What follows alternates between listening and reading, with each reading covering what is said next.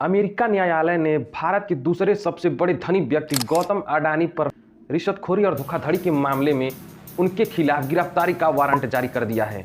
तो आज की इस वीडियो में हम जानेंगे कि आखिर क्या है पूरा मामला जिसकी वजह से अमेरिका ने गौतम अडानी के खिलाफ रिश्वत और धोखाधड़ी का आरोप लगाया है।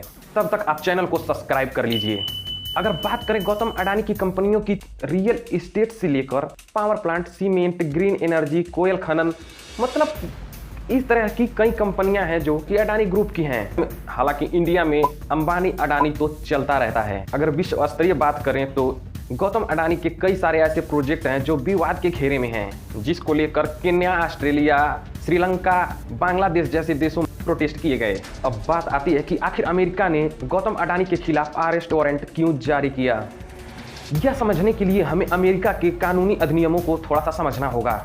अमेरिका का कहना है कि कोई भी बिजनेसमैन अगर अपनी कंपनियों को अमेरिका में लिस्ट करता है तो उनको अमेरिका के कानूनी अधिनियमों का पालन करना होगा और वहां के निवेशकों के सामने पारदर्शिता रखना होगा और डिक्लेयर करना होगा कि आपने कहीं भी किसी को रिश्वत नहीं दिया है और ना ही किसी मामले में आप पर रेड है। अमेरिका का कहना है कि वहां के निवेशकों से अगर आपको पैसा उठाना है तो वहां के कानूनी अधिनियमों को फॉलो करना जरूरी है। वहाँ के कानूनी अधिनियम के अनुसार किसी भी भ्रष्टाचार में आप शामिल ना हो और किसी भी प्रकार को और किसी भी प्रोजेक्ट के लिए आपने किसी को रिश्वत नहीं दी हो और किसी भी एजेंसियों के रेड का इशू ना हो। अब मामला यहीं पर फंस जाता है। वीडियो के अंत तक बने रहिए क्योंकि वीडियो आप लास्ट तक देखेंगे तब समझ में आएगा आखिर मामला क्या था। हालांकि यहाँ पर एक ही कंपनी के बारे में आरोप है जो $6 बिलियन का सोलार पावर प्रोजेक्ट अडानी को मिला था। अब यह प्रोजेक्ट आखिर गौतम अडानी को मिलता कैसे है, इसको भी थोड़ा सा समझेंगे हम। जिस भी राज्य में ये पावर सप्लाई की जानी थी वहाँ के राज्यों की बिजली इतनी महंगी पड़ रही थी कि वहाँ के राज्यों के मुख्यमंत्री इसको लेने को तैयार ही नहीं थे। वहाँ के उपभोक्ता इसको इतनी महंगी बिजली लेने को तैयार ही नहीं थे। फिर क्या होता है, इस प्रोजेक्ट में एंट्री होती है अडानी समूह की।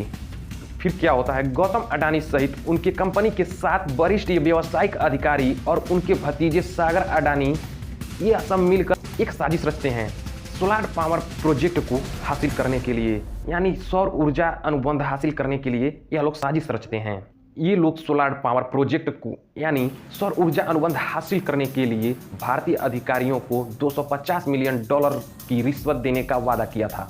अब यहीं पर अमेरिका बार बार गौतम अडानी पर आरोप लगा रहा है कि अमेरिका में जब इन्होंने इस प्रोजेक्ट बॉन्ड को लिस्ट किया था तब वहाँ के निवेशकों को यह नहीं बताया था कि इन्होंने रिश्वत भी दिया है या रिश्वत देने का वादा भी किया है इस प्रोजेक्ट के लिए। और अमेरिकी निवेशकों को गुमराह कर उनके सामने झूठ बोलकर उनसे पैसा उठा लिया जाता है। तो वह इस अडानी ग्रुप की कंपनी में अपना निवेश कर देते हैं। अब अमेरिका का कहना है कि उनके निवेशकों के सामने पारदर्शिता नहीं रखी गई। हालांकि FBI ने जब गौतम अडानी के भतीजे सागर अडानी पर रेड किया था तो उस समय सागर अडानी के पास से जो भी डॉक्यूमेंट और इलेक्ट्रॉनिक्स डिवाइसें उन्होंने जब्त की थी उसमें बताया जा रहा है कि उन्होंने एक लिस्ट भी बरामद की थी जिसमें किसको कितनी रिश्वत देनी है। भारत में भले ही ना पता हो लेकिन अमेरिका ने अपनी इन्वेस्टिगेशन लगभग पिछले 8-9 महीनों से जारी रखी और FBI ने यह प्रूफ किया है कि गौतम अडानी ने इस प्रोजेक्ट को हासिल करने के लिए कहीं ना कहीं रिश्वत दी है और उन्होंने बाकायदा सबूत के साथ यह आरोप गौतम अडानी पर लगाया है और गिरफ्तारी का वारंट भी जारी किया है।